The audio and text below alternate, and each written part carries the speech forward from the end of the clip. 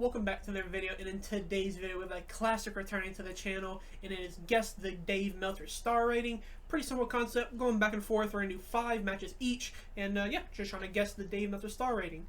Ready to get into this? Yeah, let's do it. Alright, I'm going to have you guess first, and for the first match I have for you is John Cena versus Daniel Bryan at SummerSlam 2013.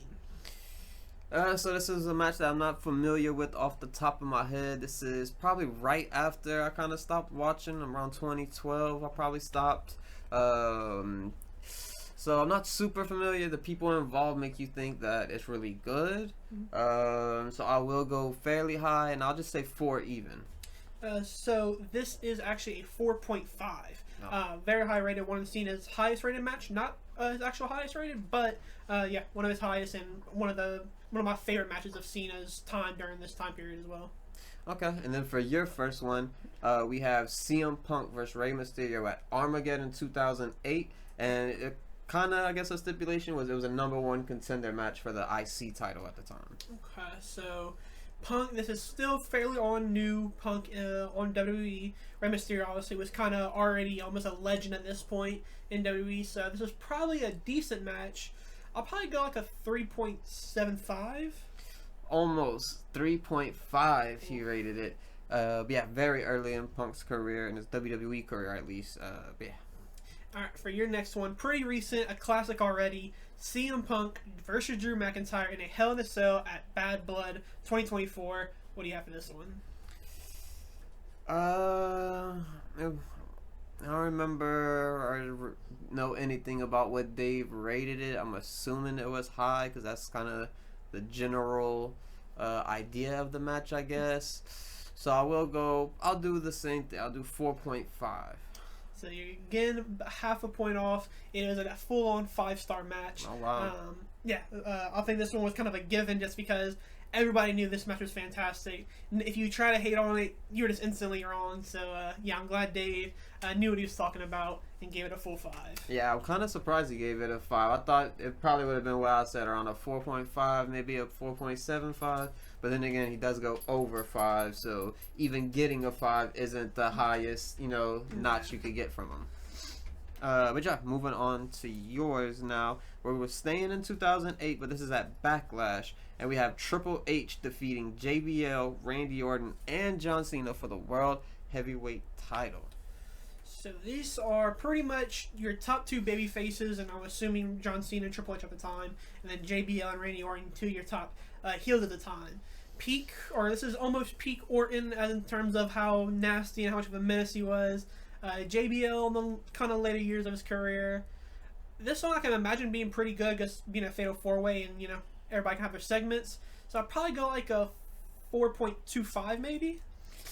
Almost, I guess. But it was a 3.5, so rated actually pretty low considering the people involved in the match. But it is a Triple H win for the world title, so in general, people don't like that. I love Triple H, but yeah, a lot of people don't, I guess. Alright. Next up, a match that has caused a lot of controversy, and a lot of people think it is very overrated. Some people think it's the best match, including myself, but it is Bryan Danielson versus Will Ospreay at Dynasty 2024. The first AEW video I have in this series, but what do you have for this match? Well, I know it's going to be extremely high. I know that he goes over 5, as I mentioned earlier. And this is probably his 2 favorite wrestlers. There might be like a New Japan person that may be over them or something that I'm not familiar with. But these are the 2 people that I see that he likes the most. So I will go with just the 5.5. So you're a full point off. It is a 6.5 star match. Now, I could agree that this might be a little overrated, but hey, I get it. It's one of my favorite matches of all time.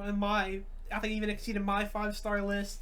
But yeah, it was an absolutely phenomenal match, so I don't even mind it too much. Yeah, if you're going to go over, you might as well just make it 100. So. But yeah, moving on, we're going up. I gave you some old matches. Now we're going to move into more your era, especially this match, and that is TLC 2012. The Shield defeats Ryback and Team Hell No. Okay, so this is probably one of the first pay-per-view matches that the Shield would have done at the time. So I'm thinking this is probably be like somewhat decent. Maybe like I'm gonna go with a flat 4. Almost once again 4.5. Okay. So rated really high. Team Hell No, obviously with Bryan Danielson and Kane. That's kind of boosted up a little bit. This was still probably the end of like Kane being pretty good at least.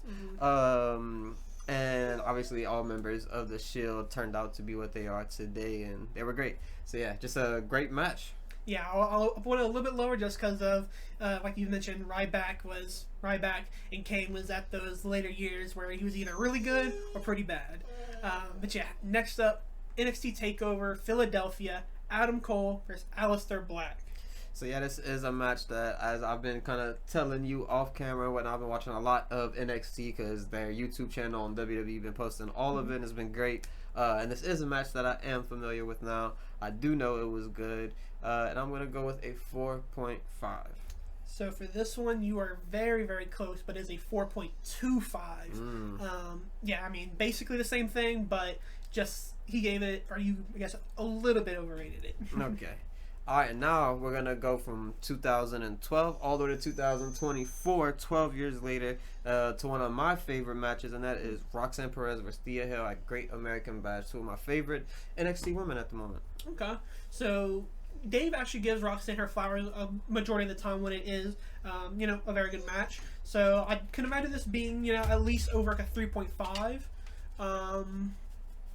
I wouldn't go, me personally, I want to go over like a 4.5. So I'll probably, I'll go with a 3.75. Almost once again, it is an even 4 for Roxanne and Thea. But yeah, one of Roxanne and Thea's highest rated matches of all of them. Yeah, I can definitely see. I mean, they're both pretty great matches. And yeah, next up for you, and this is my last one for you, we have The Miz versus Damian Priest at Backlash 2021. So once again, this is not a match I'm familiar with. I stopped watching in about 2012 and picked up in about 2022. So yeah, this is early Damian Priest. If you don't mind me asking, is he a heel or was this like babyface straight from NXT Priest? I believe he was a babyface in this time. Okay, so I am familiar with this Priest, like U.S. title era Priest. I'll go 3.5. So you are pretty wrong because this is actually a negative 3 stars. Oh wow. Yeah, I was definitely surprised. I don't have too much of a recollection on this match, but yeah, I definitely didn't think it was that bad. But according to Dave, it's one of the worst WWE matches of all time, just matches in general of all time. Yeah, I'm definitely going to have to watch this to see what that's about because, like you said, I am not familiar whatsoever. I'm not a huge fan of The Miz, nor am I a huge fan of Damian Priest, honestly, but I just kind of thought that, the two would work together, especially early Damian Priest when he was a completely different character than he is today. Yeah. But moving on to a AEW match that I'm giving you. This is Revolution 2022. Revolution, always known as one of their better or maybe their best pay-per-view of the year. And this match, maybe it is, maybe it isn't, depending on how you look at it. But it's the House of Black defeating the Death Triangle at Revolution 2022. This was the pre-show to add a little bit of context. But yeah. So even though this is a pre-show match, it's an AEW pre-show match, so it means they still got at least 10 to 15 minutes probably. And for these two teams, I could definitely see them having a phenomenal match. If I had to guess, it's probably over 4, just because, like I said, the teams involved. So I'll go a 4.5. Almost once again. I think this is your third in a row where you are 0.25 off because it is a 4.25. Okay. Rated a little higher than you thought. But yeah, I think this is your third one where you're 0.25 off. So unlucky, I guess. Yeah.